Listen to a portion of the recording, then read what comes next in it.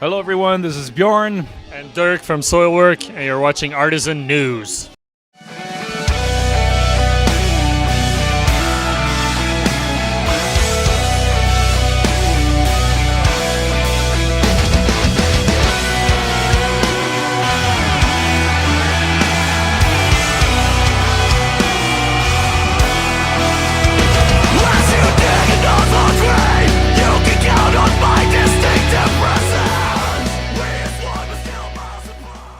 Anything else you guys did, both of you, on the album that's sort of new or different or an experiment that you're curious to see if it works and how the fans react to it? I mean, for me, the whole album was kind of an experiment because we, on The Living Infinite, we had David join, who really stepped up the songwriting. Bjorn has also really stepped up in the songwriting department on that record, and we've kind of continued. They both wrote a majority of the new album, and then Sylvain and myself wrote a few things as well. But basically, it's a whole new way of working, and we've really, tried to expand our minds and just incorporate whatever we all feel as a band feels good to us, and it kind of pushes the limits of what we can do within the melodic death metal genre. I think we're really trying to kind of bring new elements into it in an exciting way and in an adventurous way. So without forcing ourselves, it's kind of what happens naturally. But at the same time, we're open to doing it, as opposed to trying to say, oh no, this is how we should sound. That's not our approach anymore.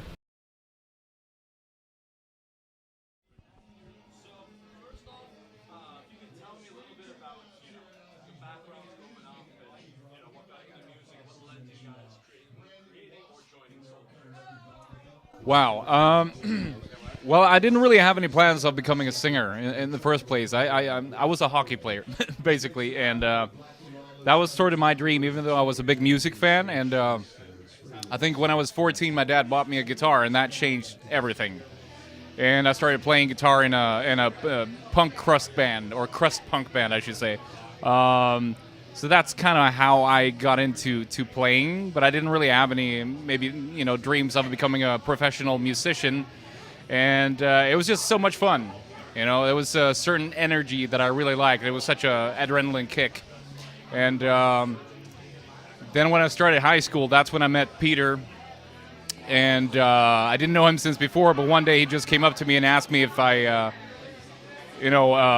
about to start this band. Do you want to sing? Because he saw that I was kind of, dressing in metal shirts and black leather and all of that stuff. And I said, well, I play guitar, but what the hell? Let's try it out. So that's really how it happened for me. Yeah, for me, it was actually a very similar story with when I started Scarve with Patrick Martin, the guitar player, and that was back in '93, and it was kind of the same. I just walked up to him and was like, hey, you want to do a band together? I didn't really know him. But fast forward a good 10 years, and I've been, touring with Scarve and doing albums. And one day I just received a call from Peter Witchers, actually, asking me if I wanted to help Soilwork out on an upcoming tour. And, we got along great. And from there, I ended up joining the band. And here we are 10 years later. I'm glad you did. So am I.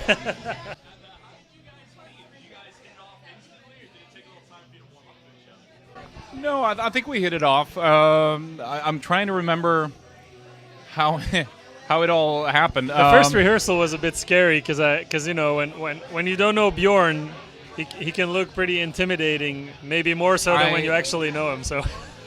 Yeah, I sort of look pissed off to some people and look like I'm, about to kill someone, but in fact, I'm pretty much a teddy bear. So I was like, am I playing the Chain Heart Machine wrong, or is he not happy, or But a few days later, once we were on the road, it was all good, and everybody was happy, I think. Sorry, dude. No, it's all good, man.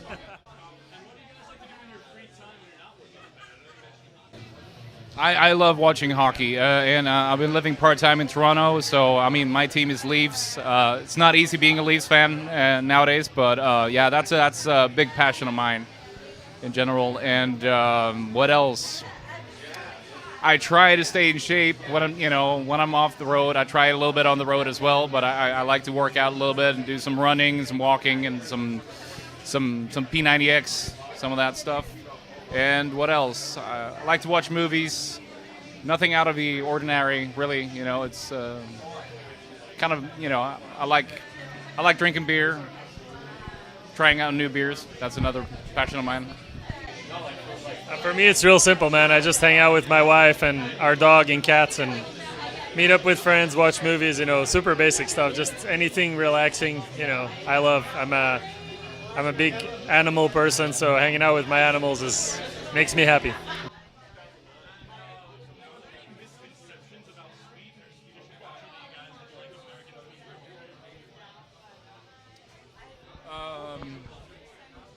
Yeah, I'll do Sweden. I'm trying to. Well, there's obviously the Swedish porn, which doesn't even exist. You know, it's a myth. Yeah, it's definitely a myth. I mean, it's like, and the worst thing I know is when you see, still to this day, you still see in Hollywood movies, if they want to portray like a Swedish girl, she has a German accent. And her name is Ingrid and Helga and God knows what. It's really pissing me off. It's like, really? Do your research.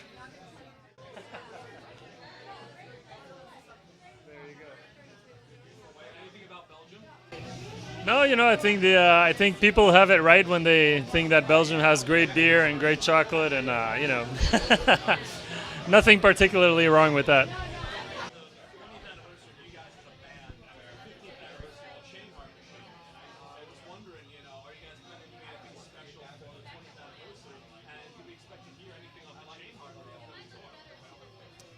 Well, we have planned to play a song off of that we haven't played in a long time, or that probably wasn't played until after the Chain Heart right. tours. So, you know, but other than that, I don't think we really have had time to really focus on the whole anniversary thing a lot. Like, no, I don't know if we're much of a nostalgic band in that sense, you know, and we kind of let Sleeping Dogs lie a little bit. But then again, it is pretty cool that it's 15 years ago since we released Chain Heart Machine. I mean, that was definitely a big album for us, and an album where we found our identity through, for sure. First Japan tour, right? Yeah, and then first Japanese tour right before it was actually released. So yeah, it was a big year.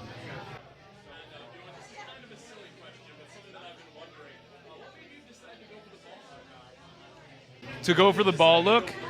Well, I mean, I started shaving my hair when I was 18, 19 years old. So, yeah, I've been doing it ever since then. So.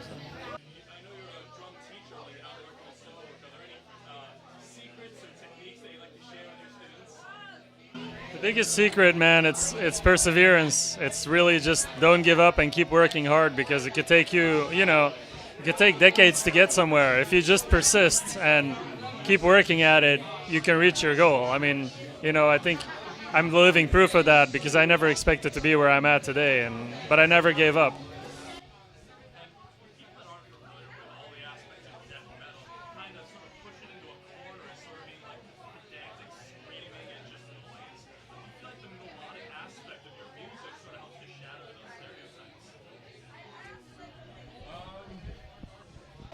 I guess people have that kind of stereotype, but then again, it's like those people wouldn't normally buy an album from a melodic death metal band, even though there's melody in there. And I mean, there's probably some people that we've been converting along the way, that would normally be into like just rock or whatever, and we have a lot of melody in there, but it's nicely mixed with all the intensity that we have as well, and the riffing, and it's really no compromise.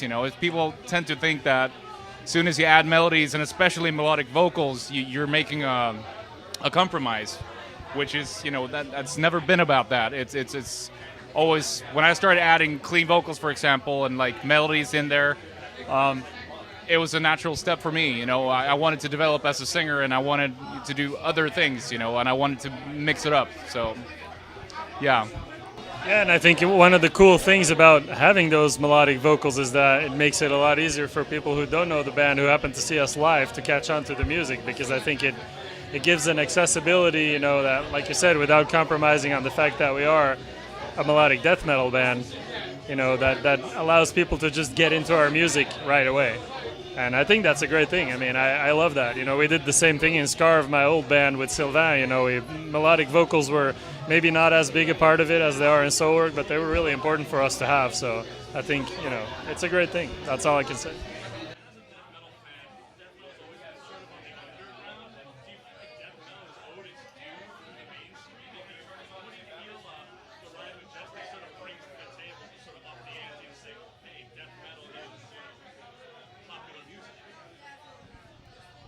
I don't know. I mean, I don't think it should ever be, you know, mainstream, because then it wouldn't be death metal. But I do think that what we do with Soilwork is really. You yeah, know, it's like it's yeah. We push it. You know, we try to take it in different places, and for us, it's a very natural process to do that.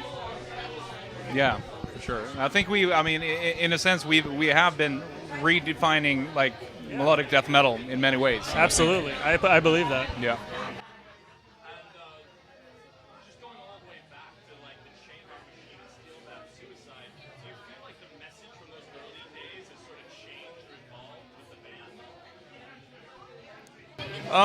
Yeah, for sure. I mean, I've been growing up with the band. I was 17 when I started the band, and now I'm 37. So, I mean, there's a lot of things happening. You know, I entered the, what do you say? I entered my like adult life, or you know, through the band. You know, on the road, and I guess that's kind of unique. You know, most people get married and get a job and get a dog and whatever. You know, but it's been a special journey.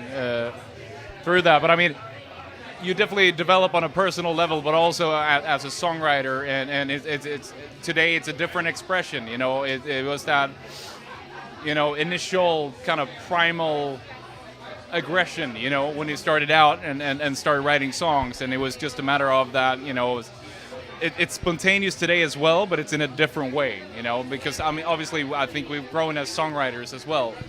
So we've taken up a whole bunch of new influences over the years, and also just the fact that, like you said, you grow as a person, and you know, you start doing things differently. Yeah, and it reflects on the music, for sure.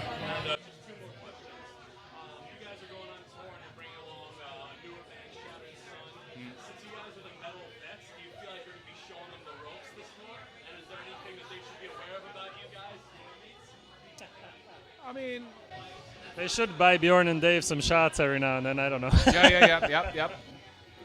That's the ropes right there. Yeah, I mean, you know, I'm sure they'll enjoy being on the road with us and Soulfly and Decapitated, and they'll learn a lot. And you know, those phases are fun when you're starting out, because it's a big party. But in many ways, we're still like kids, you know. So it's not like we're coming in there like grumpy grandpas of the melodic death metal, and you know, we're not bitter. Very true. Yeah.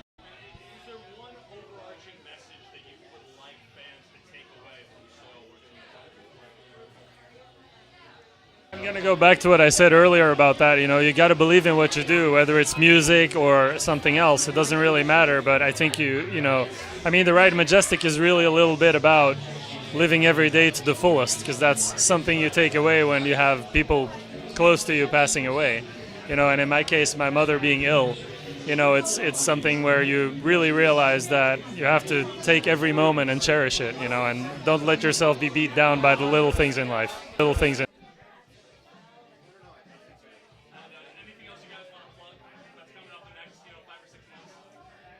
Plenty of tours. Plenty of touring, yeah. I mean, it just got announced today. I mean, first of all, we're doing the Soulfly tour, Decapitated, Shattered Sun. Then we're doing a headline tour in Europe, and then next year in February we're going to do Australia, New Zealand for the first time. Yeah. And it just got announced yesterday, I guess. Yep. So, yep. And plenty more after that. Indeed.